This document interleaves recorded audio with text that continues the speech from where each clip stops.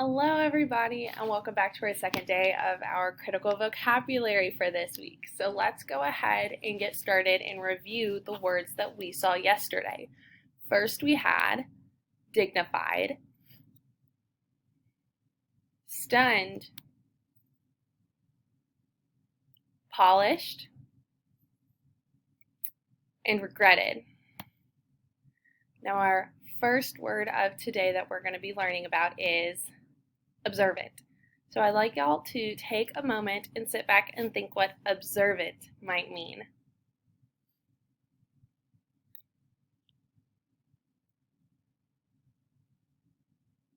Observant. If you're observant, you see or notice more details than other people.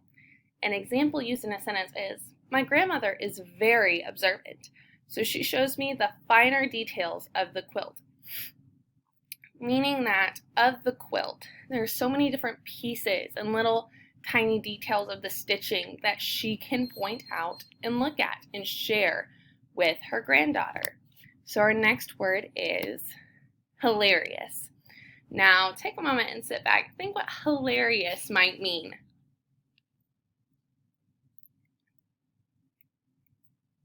Hilarious. If something is hilarious, it's very funny. An example used in a sentence is, the movie was so hilarious that we laughed the entire time. Meaning whatever they were watching, they thought it was so funny and they just probably could not stop laughing. So our next word is flattered. So I'd like y'all to take a moment and sit back and think what flattered might mean.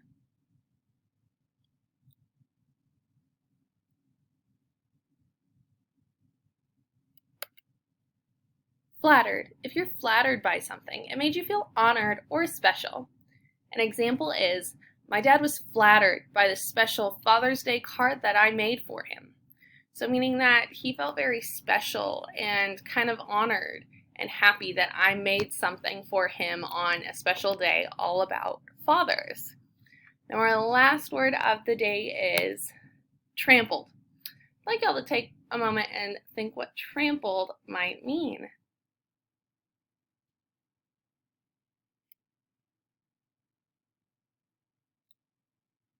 Trampled.